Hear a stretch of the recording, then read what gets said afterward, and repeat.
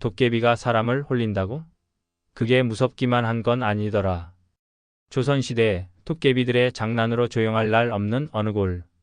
힘께나 쓰는 장사꾼이 밤새 쌀가마를 쌓아두었건만 아침이 되니 모조리 콩깍지로 변해 있었다. 한양 장터에서 천년 묵은 명약을 샀는데 마셔보니 맛이 묘하다. 이게 웬 된장국? 어디로 튈지 모르는 도깨비들의 엉뚱한 유머 감각. 그러나 장난이 지나치면 사람들도 가만히 있을 리 없다. 과연 이 소동의 끝은 어떻게 될 것인가? 도깨비들의 장난. 깊은 밤 산속에서 도깨비들이 삼삼오오 모여 앉아 있었다. 하늘에는 달빛이 희미하게 깔렸고 숲속에는 으스스한 기운이 감돌았다. 그러나 이곳에 모인 도깨비들의 표정은 심각하기는커녕 장난기가 넘쳤다. 오늘 밤은 누구를 놀려볼까? 가장 덩치가 큰 도깨비가 주위를 둘러보며 능청스럽게 말했다. 그러자 옆에 앉아있던 도깨비가 입꼬리를 올리며 말했다. 지난번에는 김서방의 엽전을 콩으로 바꿨더니 새벽부터 저작거리에 나가서 난리를 치더라. 그래, 그놈은 아직도 엿장수랑 싸운다던데? 돈이 잘못 들어왔다고 고래고래 소리를 지르면서 말이야. 도깨비들은 서로를 보며 깔깔대며 웃었다. 하하, 그것도 재미있었지만 이번에는 좀 더 기막힌 걸 해볼까? 마을에서 제일 욕심 많은 인간이 누구더라? 당연히 최부자지. 금덩어리를 모으는 데는 귀신이잖아. 푼돈 하나라도 빼앗기면 세상이 끝난 것처럼 호들갑을 떠는 인간이지. 덩치 큰 도깨비가 턱을 쓰다듬으며 생각에 잠겼다. 그렇다면 이번엔 금덩이를 하나 줘볼까? 금덩이를 준다고? 응. 하지만 그냥 주는 게 아니지. 아침에 돌덩이로 바꿔버리는 거야. 푸아, 얼굴이 볼만하겠군. 도깨비들은 서로의 등을 두드리며 웃음을 터뜨렸다. 하지만 그들의 장난은 여기서 끝나지 않았다. 이것만으로는 부족하지 않아? 하나 더 추가하자. 무슨 장난이 좋을까? 말하는 호박을 만들어서 장터에 내다 놓는 건 어때? 그거 재미있겠는데? 인간들이 얼마나 기겁할까? 게다가 그 호박이 사흘 안에 가진 재산을 다 잃을 것이다. 같은 예언을 하면? 하하. 최부자 같은 인간이 그런 말을 들으면 어쩌겠어. 겁에 질려서 자기가 가진 걸 전부 껴안고 벌벌 떨겠지. 아주 그냥 미쳐버릴걸? 그러고 나서 엉뚱한 데 가서 굿이라도 하겠지. 도깨비들은 손뼉을 치며 즐거워했다. 그들의 장난이 어떤 결과를 가져올지는 아무도 몰랐지만 밤은 길었고 놀이를 즐기기에는 충분했다. 좋아. 오늘도 신나게 놀아보자. 그들은 한바탕 웃으며 저작거리를 향해 사라졌다. 인간 세상이 또다시 시끌벅적해질 순간이었다. 최부자의 욕심. 새벽이 밝아오고 마을 장터는 아직 조용했다. 하지만 최 부자의 집에서는 벌써부터 부산한 기운이 감돌았다. 문 앞에는 커다란 금덩이가 놓여 있었고 최 부자는 그것을 보고 눈을 번쩍 뜨며 외쳤다. 이게 웬 금덩이냐? 하인들이 그의 주위를 둘러싸고 웅성거렸다. 나으리 어젯밤엔 분명 없었는데 누가 두고 간 걸까요? 바보 같은 소리 말거라. 누군가 내 앞마당에 이런 귀한 걸 두고 갈 리가 있느냐? 이건 분명 하늘이 나에게 내린 복이야. 최 부자는 금덩이를 들어 올리며 입을 해 벌렸다. 손끝에서 전해지는 묵직한 무게, 차가운 감촉, 이건 진짜 금이었다. 그의 눈빛이 욕망으로 번뜩였다. 하하. 이거면 앞으로 10년 아니 100년은 더 살 수 있겠구나. 최 부자는 하인들을 돌아보며 신이 난 듯 소리쳤다. 어서 방으로 가져가거라. 누구도 못 보게 잘 숨겨둬야 한다. 예, 나으리. 하인들은 급히 금덩이를 안고 최 부자의 방으로 들어갔다. 하지만 한 하인은 문을 닫기 전 살짝 뒤를 돌아보며 불안한 기색을 감추지 못했다. 도련님 혹시 뭐냐? 할 말 있으면 빨리 해라. 이게 혹시 도깨비의 장난은 아닐까요? 그 말이 떨어지자마자 최 부자의 얼굴이 일그러졌다. 내 이놈. 감히 내 앞에서 그런 말을 짓거리다니. 이건 하늘이 내린 금덩이다. 감히 도깨비 따위를 끌어들여 불길한 소리를 하는 개냐. 죄송합니다, 나으리. 당장 썩 물러가라. 앞으로 내 앞에서 그런 말하면 가만두지 않겠다. 하인은 고개를 숙이며 재빨리 물러났다. 하지만 최 부자는 잠시나마 스쳐 지나간 불안감을 애써 무시한 채 금덩이를 매만졌다. 이건 내 거야. 아무도 뺏어갈 수 없어 절대. 그는 문을 걸어 잠그고 금덩이를 품에 안은 채 침상 위에 올라앉았다. 잠이 들기 전에 한 번 더 확인하고 싶었다. 밤사이 누가 훔쳐가기라도 하면 어쩌나 하는 생각이 머릿속을 스쳤다. 하지만 욕심 많은 인간을 비웃기라도 하듯 어둠이 채 가시지 않은 새벽녘 금덩이가 천천히 모습을 바꾸기 시작했다. 반짝이던 황금빛은 점점 탁해지더니 표면이 거칠어지고 색이 어두워졌다. 한때 묵직했던 금덩이는 가벼워지면서 형태가 울퉁불퉁해졌다. 그리고 해가 떠오를 무렵 금덩이는 완전히 돌덩이로 변해 있었다. 최 부자는 하품을 하며 몸을 일으켰다. 어제의 흥분이 가라앉아 그는 다시 한번 금덩이를 확인하려고 손을 뻗었다. 하지만 손끝에 닿은 건 차갑고 거친 표면이었다. 이게 뭐야? 눈을 비비고 자세히 들여다본 그는 곧장 얼굴이 새파랗게 질렸다. 아니야, 이럴 리가 없어. 그는 돌덩이를 붙잡고 마구 흔들었다. 그러나 그것은 더 이상 금덩이가 아니었다. 도깨비들의 장난은 단 한순간도 망설임 없이 이루어졌고 인간의 욕심을 여지없이 농락했다. 누가 이런 장난을 친 거야? 최 부자의 절규가 새벽 하늘을 찢듯 울려 퍼졌다. 장터에 말하는 호박. 최 부자의 집에서 울려 퍼진 비명소리는 마을 전체를 깨울 듯 했다. 하지만 그가 분노로 얼굴을 붉히고 있을 무렵 장터에서는 또 다른 기묘한 일이 벌어지고 있었다. 장터 한쪽 사람들의 발길이 잦은 곳에 커다란 호박 하나가 놓여 있었다. 아무도 가져가지 않고 아무도 만지지 않은 채 그대로 있는 것이 이상했지만 더 이상한 것은 그 호박이 혼자서 움직이고 있다는 것이었다. 이봐, 저기 있는 호박 좀 이상하지 않아? 그러게. 원래 저런 게 있었나? 사람들은 하나둘 호박 주위로 모이기 시작했다. 호기심에 가까이 다가간 장수 한 명이 호박을 손으로 툭툭 쳐보았다. 크기도 크고 단단하네. 이거 국 끓이면 아주 맛있겠다. 그 순간 호박이 갑자기 입을 열었다. 내 말을 듣거라. 인간들아. 으악. 호박이 말을 한다. 순간 시장이 발칵 뒤집혔다. 장수는 호박을 던질 듯이 손을 떼며 뒷걸음질 쳤고 주위에 있던 사람들도 놀라서 비명을 질렀다. 누구야? 누가 장난치는 거야? 호박은 조금도 움직이지 않고 그대로 있었다. 그러나 목소리는 분명 호박에서 나왔다. 나는 이 마을에 닥칠 재앙을 경고하러 왔다. 사람들은 긴장한 얼굴로 서로를 쳐다보았다. 누군가는 거짓말이라며 비웃었지만 누군가는 호박을 두려운 눈빛으로 바라보았다. 무슨 재앙? 이 마을에서 가장 욕심 많은 자가 모든 재산을 잃게 될 것이다. 사람들은 곧장 떠올렸다. 최 부자. 마을에서 누구보다 재산을 아끼고 돈에 욕심이 많은 그였다. 정말일까? 아침부터 최 부자 집에서 무슨 난리가 났다고 하던데. 이야기를 들은 사람들은 더더욱 수근거리기 시작했다. 에이 설마. 이게 장난이 아니라면 그럼 최 부자는 정말 망하는 거야? 갑자기 너무 불길한데? 사람들은 점점 더 겁을 먹고 있었다. 그러자 호박이 다시 입을 열었다.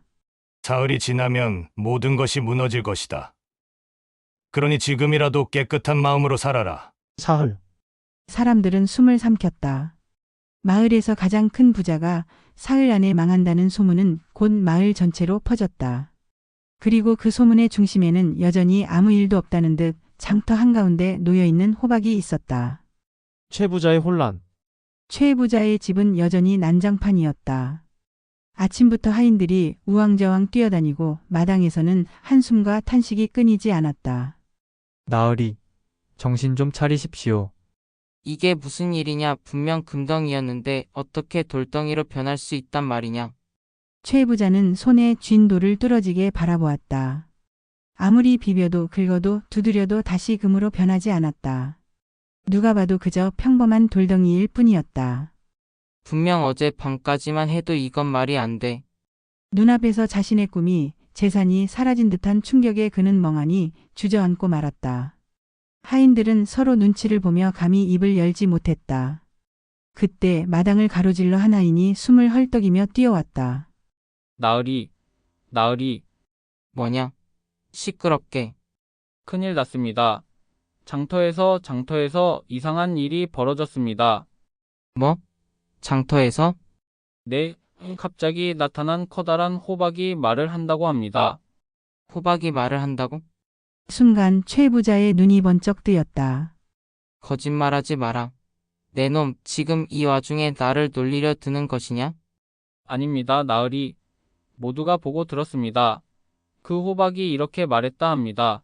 이 마을에서 가장 욕심 많은 자가 모든 재산을 잃을 것이다 라고. 최 부자의 얼굴이 순식간에 하얗게 질렸다. 심장이 쿵 내려앉았다. 사흘 안에 모든 것이 무너질 것이다. 그렇게도 말했다 합니다. 그제야 최 부자는 온몸에 소름이 돋았다. 도깨비 짓이다. 아니면 귀신의 저주인가? 아무리 생각해도 설명이 되지 않는 일들이 벌어지고 있었다. 사흘 안에 내 모든 것을 잃는다고? 그는 자신도 모르게 손에 쥔 돌덩이를 부들부들 떨리는 손으로 내려다보았다. 혹시 이것도 그 호박의 예언 때문인가? 그 호박은 지금 어디 있느냐? 장터 한가운데 있습니다. 사람들이 벌써 몰려가서 웅성거리고 있습니다. 어서 가자. 당장 그 호박을 확인해야 한다.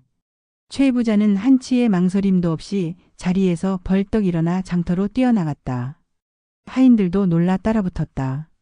마을 길을 따라 달려가면서도 그의 머릿속은 온갖 불길한 생각들로 가득 차 있었다. 혹시 이 모든 것이 진짜라면? 정말 사흘 후에 모든 재산을 잃게 된다면? 그리고 곧 장터가 보이기 시작했다. 수많은 사람들이 한 곳에 모여 웅성거리고 있었다. 중심에는 문제의 커다란 호박이 놓여 있었다. 이것이 그 호박인가? 최 부자는 헐떡이며 그 앞에 멈춰섰다. 그리고 그 순간 마치 기다렸다는 듯이 호박이 입을 열었다. 드디어 왔구나, 최 부자. 호박의 예언. 장터 한복판 사람들 사이로 최 부자가 헐떡이며 나타났다. 그의 얼굴은 창백했고 이마에는 땀방울이 맺혀 있었다. 모두의 시선이 그를 향했고 웅성거리는 소리가 잦아들었다. 이 호박이 정말 말을 한다고? 그의 목소리는 떨리고 있었다. 도저히 믿을 수 없는 일이지만 직접 확인하기 전까지는 마음이 놓이지 않았다. 사람들 사이에서 한 노인이 조심스레 입을 열었다. 그렇습니다. 나으리 이 호박이 분명히 말했습니다. 이 마을에서 가장 욕심 많은 자가 사흘 안에 모든 것을 잃을 것이다. 라고 말이지요. 순간 최 부자의 얼굴이 새파랗게 질렸다. 거짓말이다. 말도 안 되는 소리야. 그가 부들부들 떨리는 손으로 호박을 붙잡으려 하자 갑자기 호박이 스스로 꿈틀거리며 입을 열었다. 만지지 마라, 최 부자. 으악. 그는 반사적으로 손을 떼고 뒷걸음질 쳤다. 장터에 모인 사람들도 두려움에 벌벌 떨며 숨을 삼켰다. 호박의 목소리는 낮고도 선명했다. 너는 탐욕이 가득한 자, 가진 것을 더욱 쥐려하고 남의 것을 빼앗고도 만족할 줄 모르는 자, 그러한 너에게 하늘이 벌을 내릴 것이다. 아니야. 나는 그런 사람이 아니다. 최 부자는 비명을 지르듯 외쳤다. 하지만 호박은 조용히 말을 이었다. 사흘 안에 너의 재산은 모두 사라질 것이다. 거짓말이다. 그럴 리 없어. 그는 두려움에 휩싸인 채 허둥대며 주변을 둘러보았다. 하지만 마을 사람들은 그를 안타깝게 바라볼 뿐 누구도 도와줄 생각을 하지 않았다. 거짓말이야. 내 재산은 내 손으로 지켜왔어. 아무도 내 것을 빼앗을 수 없어. 호박이 마지막으로 경고하듯 입을 열었다. 탐욕을 버려라. 그렇지 않으면 너는 빈손이 될 것이다. 그리고는 더 이상 아무 말도 하지 않았다. 장터는 정적에 휩싸였다. 누구도 먼저 입을 열지 못했다. 최 부자는 머리를 감싸쥐고 비틀거렸다. 이대로 있다가는 정말 모든 것을 잃게 될지도 모른다는 공포가 서서히 그의 심장을 죄어왔다. 아니야, 나는 이렇게 당할 수 없어. 방법이 있을 거야. 그는 이를 악물고 벌떡 일어섰다. 그래, 이건 분명 도깨비의 장난일 거야. 도깨비만 잡으면 모든 게 해결될 거야. 그렇게 외치고는 정신없이 달려나갔다. 마을 사람들은 아무 말 없이 그의 뒷모습을 바라보았다. 과연 그는 탐욕을 버릴 수 있을까? 아니면 정말로 빈손이 될 것인가? 사흘이라는 시간이 점점 다가오고 있었다. 도깨비를 찾아서. 최 부자는 헐레벌떡 장터를 빠져나왔다. 그의 눈은 충혈되어 있었고 숨을 거칠게 몰아쉬었다. 마을 사람들의 수근거림이 점점 멀어졌지만 그의 머릿속에는 온통 혼란스러운 생각만이 가득했다. 도깨비 지시야. 그래, 도깨비가 날 골탕 먹인 거야. 그는 스스로를 다독이며 이를 악물었다. 갑자기 나타난 금덩이, 돌로 변한 황금, 그리고 말하는 호박. 인간이 할 수 있는 장난이 아니다. 도깨비만 찾아내면 이 모든 걸 되돌릴 수 있을지도 모른다. 하인들, 당장 오라 해라. 집으로 돌아오자마자 최 부자는 소리를 질렀다. 놀란 하인들이 급히 뛰어왔다. 나으리 무슨 일이십니까? 산으로 가겠다. 도깨비를 잡으러 간다. 네? 도깨비를요? 그래. 당장 준비해라. 횃불을 들고 몽둥이를 챙겨. 도깨비가 어디에 사는지 아는 자는 없느냐? 하인들은 서로 얼굴을 마주보며 당황했다. 하지만 최 부자의 눈빛이 너무나도 광기어린 것이었기에 누구도 감히 반박하지 못했다. 그때 늙은 머슴 하나가 조심스럽게 입을 열었다. 나흘이 전에 내려오는 이야기가 하나 있습니다. 뒷산 깊숙한 곳 오래된 느티나무 아래 도깨비들이 모여 술을 마신다는 소문이. 느티나무라. 좋아, 거기로 간다. 그날 밤 최 부자는 하인들을 데리고 산으로 향했다. 모두 손에는 횃불과 몽둥이를 들고 있었지만 그 누구도 마음이 편치 않았다. 나으리 정말 이래도 되는 걸까요? 입 닥쳐라. 도깨비만 잡으면 내 모든 걸 되찾을 수 있다. 그는 앞장서서 어둠을 헤치며 걸어갔다. 산은 밤이 되자 더욱 깊은 정적에 휩싸였고 어디선가 부엉이 울음소리가 들렸다. 바람이 나뭇잎을 스치고 지나가며 으스스한 소리를 냈다. 얼마나 걸었을까? 나으리, 저기 뭔가 있습니다. 한 하인이 나뭇가지 사이를 가리켰다. 희미한 불빛이 보였다. 흔들리는 불꽃 아래 도깨비들이 둥그렇게 앉아 술을 마시며 깔깔거리고 있었다. 드디어 찾았다. 최 부자는 이를 악물고 도깨비들을 노려보았다. 저 놈들이 틀림없어.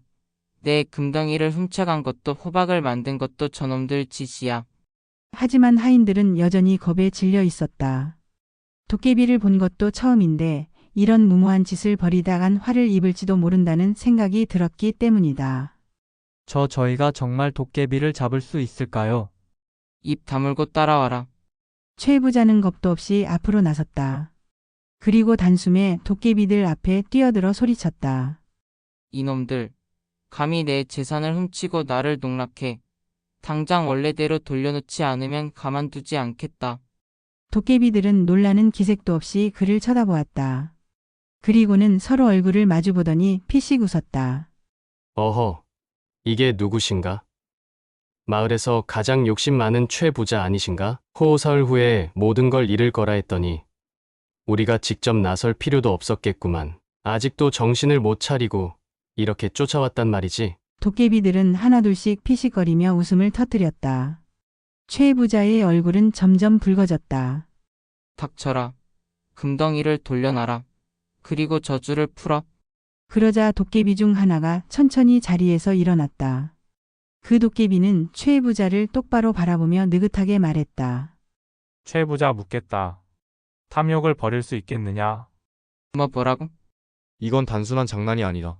네가 욕심을 부릴수록 더 많은 것을 잃게 될 것이다. 네가 그 마음을 버리지 않는다면 사흘 후에는 정말로 빈털터리가 될 것이다. 최 부자는 숨을 헐떡이며 주먹을 꽉 쥐었다. 하지만 그는 끝까지 자신의 욕심을 인정할 수 없었다. 웃기지 마라. 이건 저주야. 내가 욕심을 부려서가 아니야. 너희가 일부러 나를 골탕 먹이려는 거잖아. 도깨비들은 서로를 바라보며 고개를 저었다.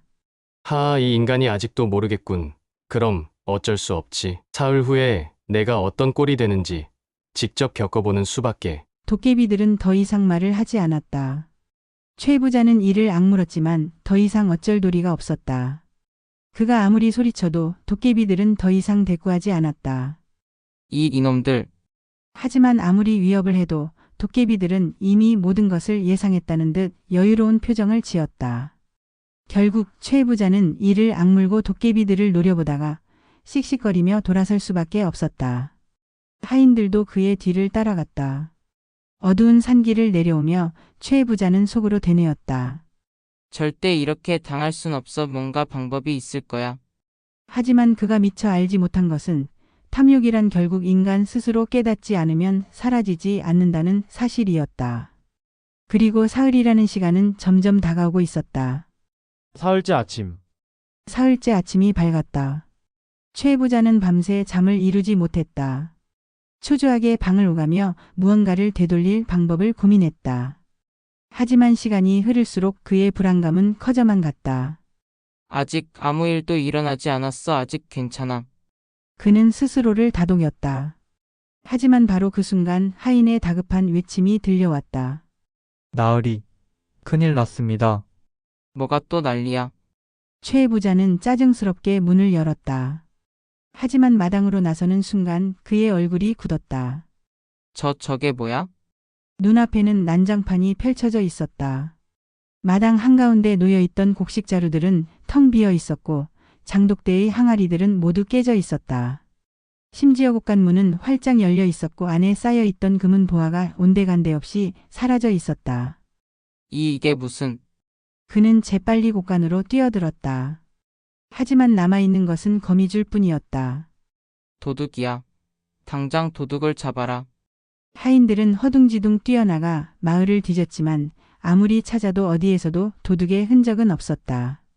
말도 안 돼. 이럴 리가 없어. 그는 헛된 희망을 품고 방으로 달려갔다. 자신의 금덩이를 숨겨둔 곳을 확인하기 위해서였다. 하지만 서랍을 열어본 순간 그는 절망하고 말았다. 금덩이는커녕 엽전 한 입도 남아있지 않았다. 아니야, 이건 꿈이야. 그는 절망적으로 주저앉았다. 손이 떨렸고 입에서는 아무 말도 나오지 않았다. 사흘 전 도깨비가 했던 말이 머릿속에서 울려 퍼졌다. 탐욕을 버려라. 그렇지 않으면 너는 빈손이 될 것이다. 최 부자는 이제야 깨달았다. 도깨비의 말은 단순한 협박이 아니었다. 결국 자신의 욕심이 그를 이 지경까지 몰고 온 것이었다. 하지만 이미 너무 늦어버렸다. 그는 힘없이 무릎을 꿇었다. 모든 걸 잃었어. 그의 절망이 가득한 탄식이 아침 공기 속으로 스며들었다. 그리고 멀리서 도깨비들의 웃음소리가 희미하게 들려왔다. 이런 도깨비들이 조선시대에 있었다면 지금도 어딘가에서 사람들을 웃기고 있을지도 모르겠지요. 혹여나 밤에 자고 일어났더니 지붕 위에 신발이 올라가 있다면, 방앗간의 쌀가마니가 모조리 돌멩이로 변했다면 조선의 도깨비들이 아직도 장난을 치고 있는 게 아닐까요? 오늘도 도깨비, 웃긴 세상을 더 웃기게 만드는 녀석들을 함께 해주셔서 감사합니다. 재미있으셨다면 구독과 좋아요, 알림 설정까지 부탁드립니다. 조선시대의 또 다른 기묘한 이야기로 다시 찾아뵙겠습니다. 그럼 다음 전설에서 만나요.